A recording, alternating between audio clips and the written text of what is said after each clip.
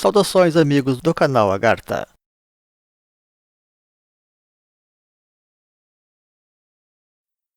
Os desafios que representa o trabalho da hermenêutica vêm a ser uma questão sempre importante e atual.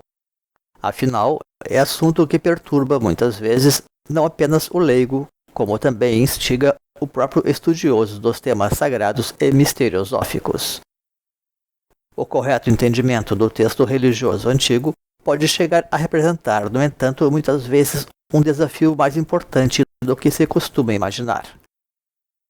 A parte dos conhecidos problemas de tradução e de interpretação, tal como da própria natureza pouco conhecida de linguagem, conteúdos e estilos de época, cada vez mais a hermenêutica aponta para as complexidades da própria elaboração dos textos, sujeitos por vezes não apenas a diversas mãos, como também a diferentes correntes na sua elaboração, resultando em materiais especialmente desafiadores e sujeitos provavelmente a contradições internas em função da sua própria longevidade.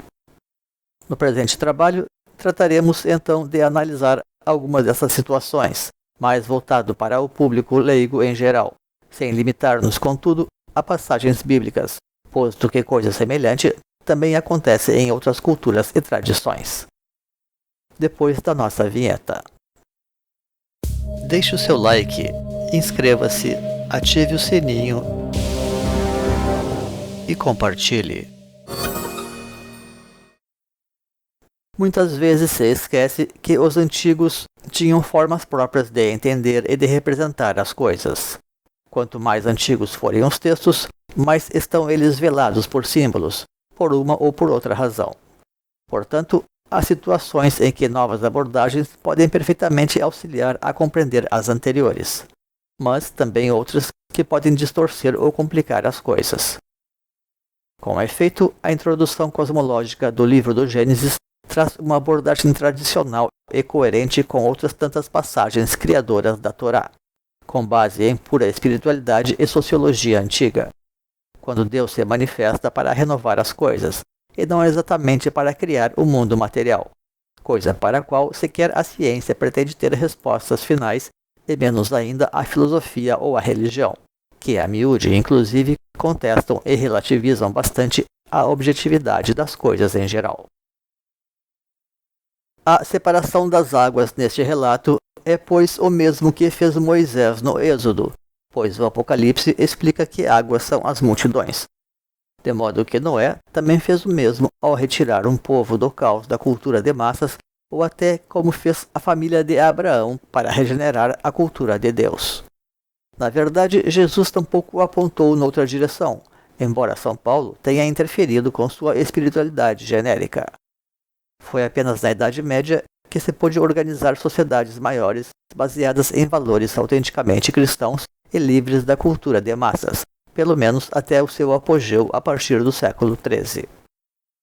Antigas cosmologias cedo deram margem para uma ideia equivocada de terra plana que hoje volta à voga para a surpresa de muitos.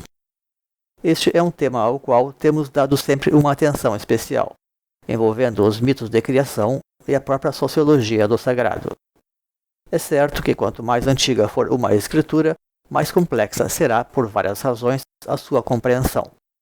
Não raro, os textos antigos permaneceram por muito tempo como tradição oral, mas, mesmo quando registrados, os detentores da informação tiveram a oportunidade de agregar conteúdos de uma ou de outra forma.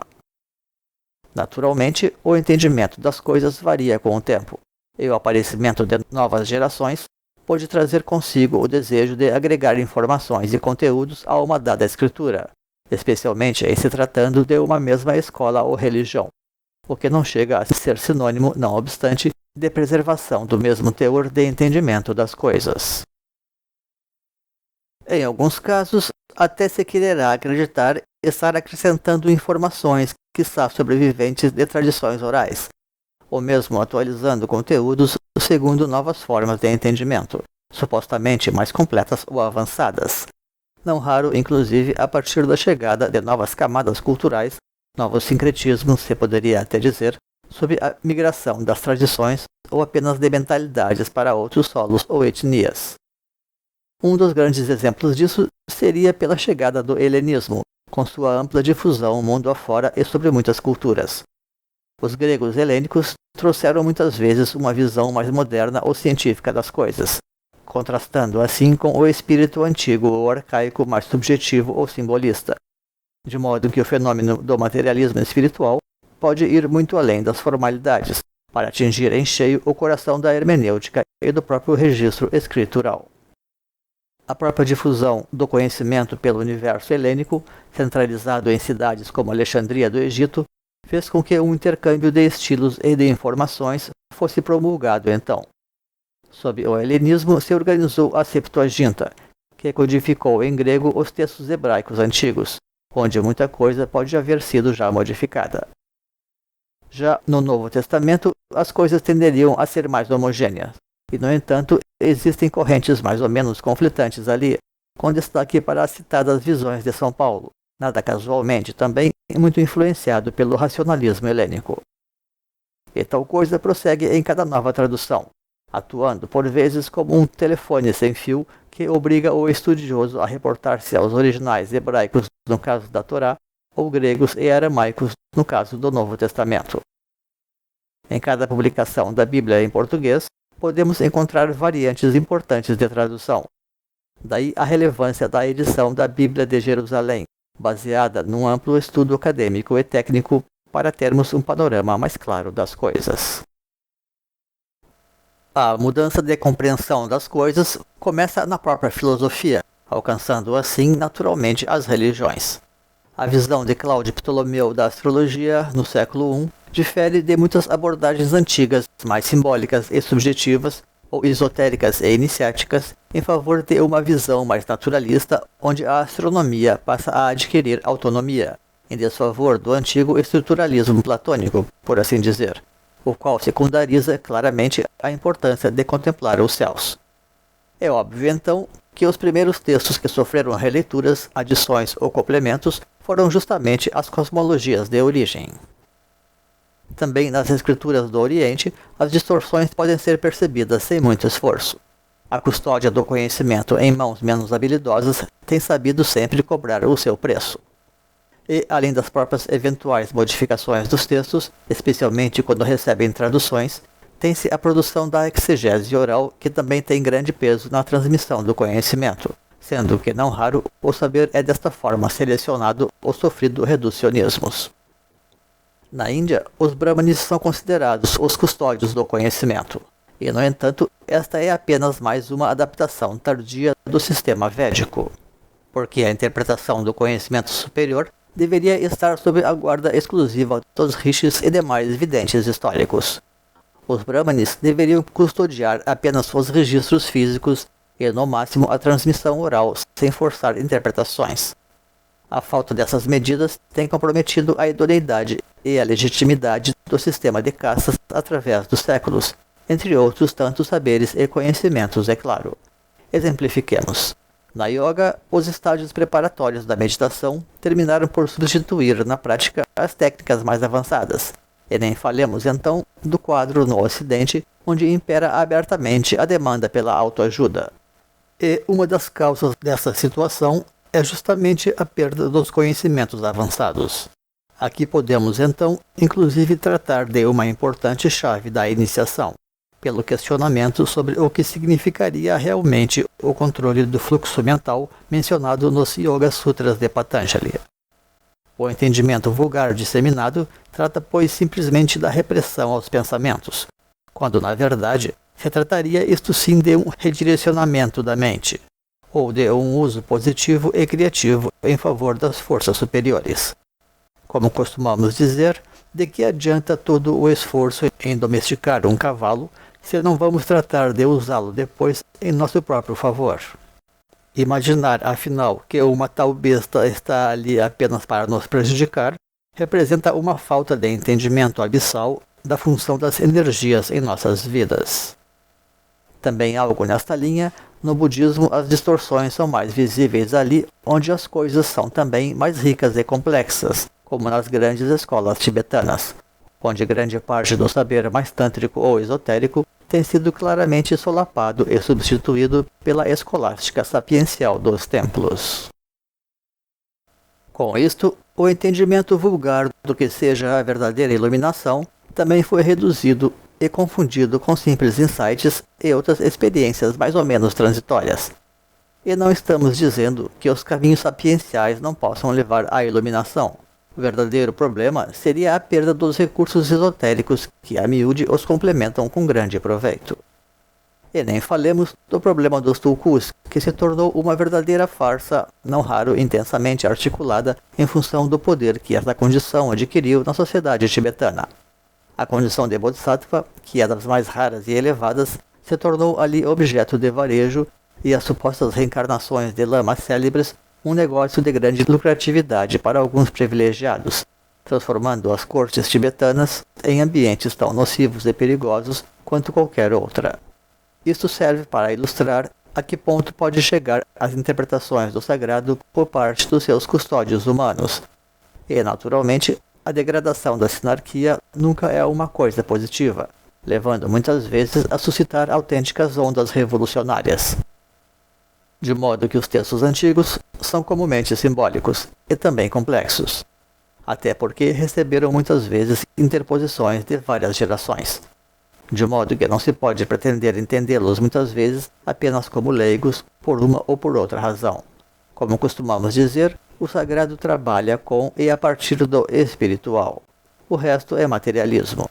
E isso já seria suficiente para descambar muita coisa da exegese mais superficial das ações divinas no mundo e no universo. O problema da hermenêutica leiga é dos mais sérios que existem, porque não é outra coisa que não o falso saber aquilo que gera a oposição e refutação mundana, ocasionando descrédito para a doutrina tradicional. Um desses casos é a confusão entre o declarado reino dos céus do Cristo com um suposto reino nos céus dos beatos e religiosos. Céu significa espiritual, sagrado, e reino é simplesmente reino tradicional. A humanidade comum, então, que tem a sua consciência regida pelo plano de carências, jamais poderia esperar compreender os mistérios do espírito. A espiritualidade simplesmente não trata do varejo. Ela trabalha a partir dos excessos e não das carências. Por isso, a espiritualidade também oferece caminhos para a humanidade encontrar a abundância no mundo. Daí que disse Jesus: a pessoa que tem será dado ainda mais, e terá em abundância. Mas a pessoa que não tem será tirado até o pouco que tem. Mateus 13:11. Certamente isto tem implicações materiais e espirituais. Por isso, não é possível julgar apenas materialmente a doutrina religiosa. Mas, para quem precisa de autoajuda, o discurso espiritual pode ser difícil de compreender. A Bíblia não é um tratado de economia, e ainda assim, um investidor saberia compreender esta mensagem, tal como aquelas lições elementares de investimento que Jesus usa nas suas parábolas dos talentos. De qualquer forma, é sempre importante saber que pretender conhecer a verdade apenas através de livros, mesmo aqueles considerados sagrados, é como abandonar um produto pela sua embalagem exterior.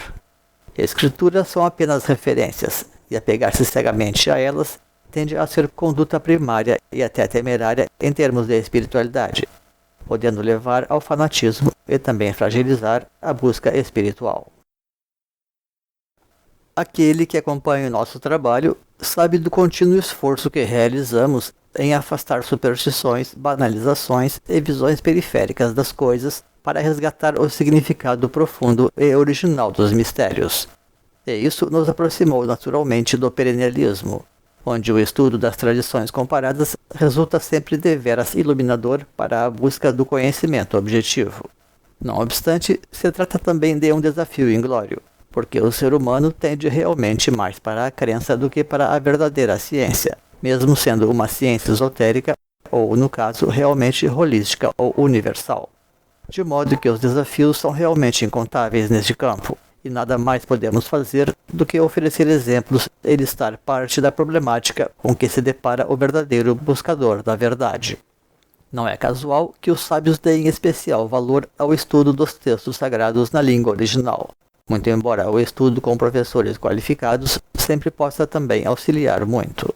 Ao fim e ao cabo, não há mesmo como contestar muito os críticos e céticos quando descreem das narrativas defendidas por aqueles que depositam cegamente toda a sua fé nas escrituras por uma ou por outra razão. Até porque essas por vezes trazem apenas meias verdades, imprecisões ou contradições. E por tudo isso é que a tradição coloca tanta ênfase também na transmissão do conhecimento através de expoentes autorizados pela própria experiência de vida e pelas linhagens de porta-vozes do saber. E com isto encerramos esta apresentação. Agradecemos então pela sua companhia.